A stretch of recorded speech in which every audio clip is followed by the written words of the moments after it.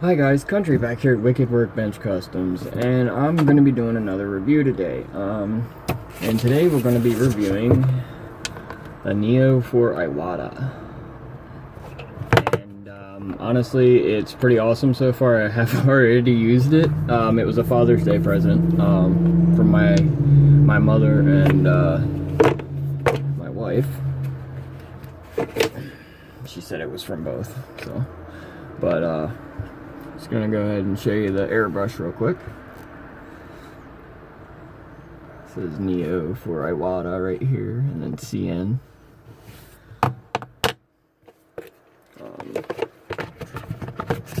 There's the box.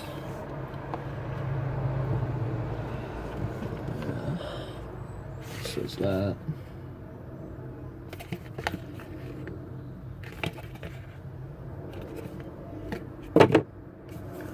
Alright. Take this out. You got instructions and stuff, of course. I'll show you them in a minute. And then you got all this on the back.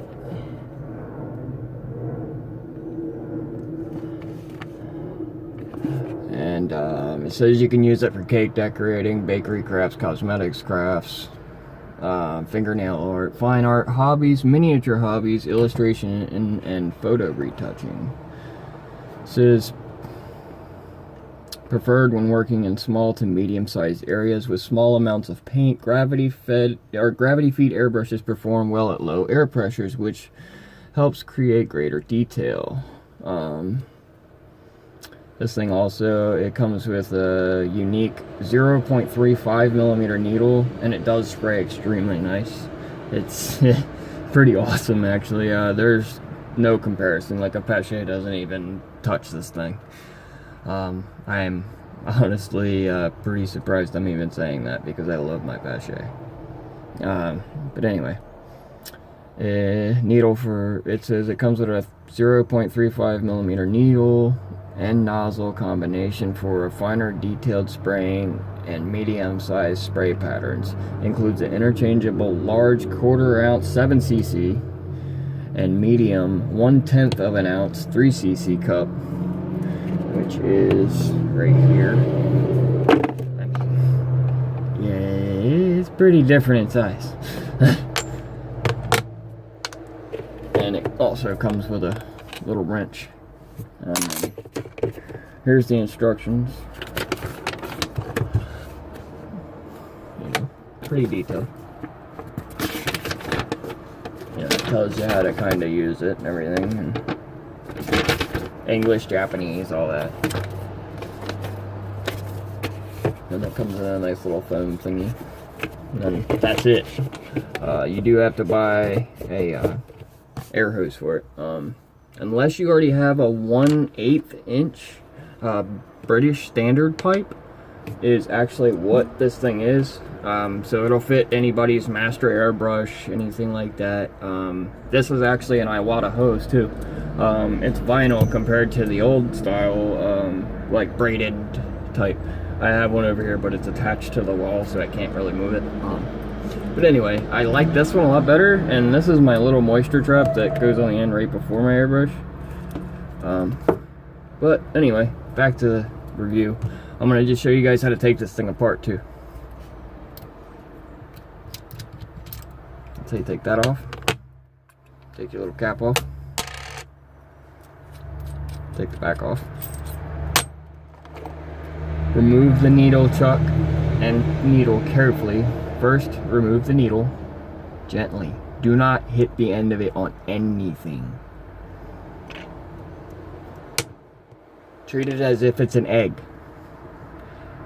Honestly, you should treat every part of this as if it's an egg, including the nozzle.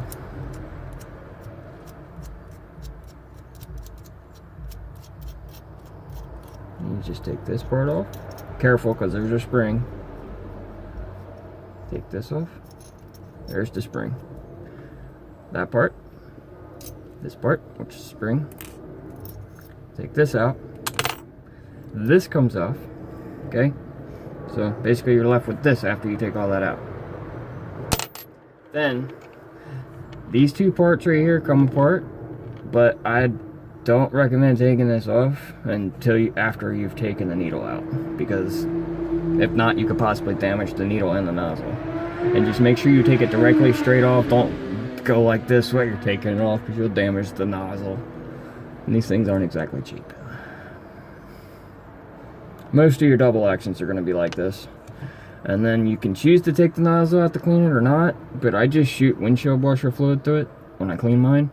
Or I shoot warm water through it, and also I run windshield washer fluid through it like 4 or 5 times before I put it away also.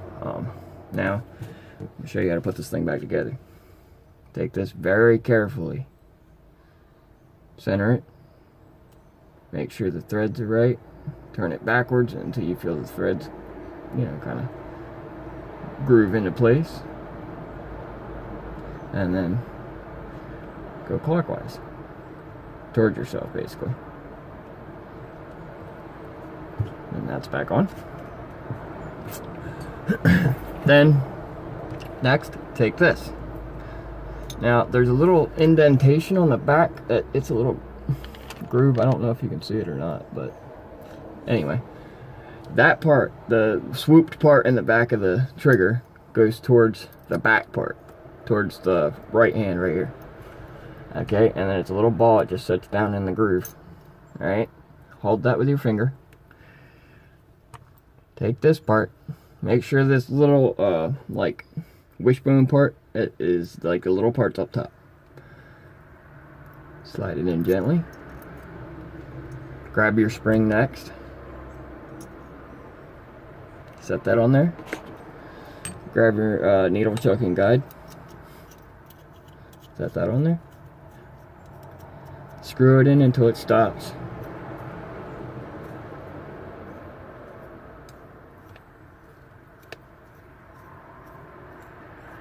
And if it's too tough to screw in, most likely you've either cross-threaded it or something, so just make sure it's nice and easy. It should go easy.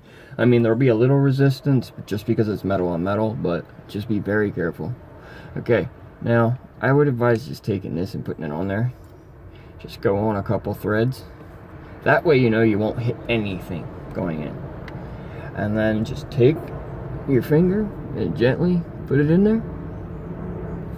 Slide it in, but don't jam it in there, because you may or may not damage your needle if you do that. That's something you don't want to do. These things are like $9 to $10 a piece, and not cheap. And don't ruin the nozzle either if you can help it, you know.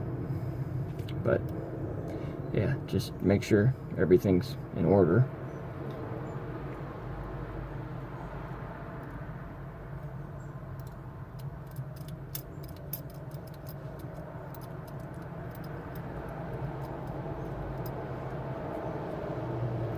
Make sure that's completely tight.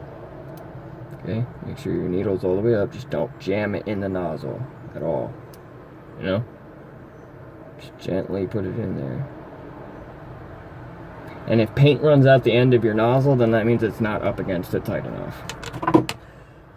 And then place the needle choking back. Just be very careful not to cross thread this one either. Put your paint cup back on. Same concept, turn it backwards, you know, until the threads click in, you know. Then turn it forward. Place this cap, and then you're ready to go. But, and as I said, that is the Neo for Iwata. Thanks, this has been Country at Wicked Workbench Customs, and keep it wicked as always, guys.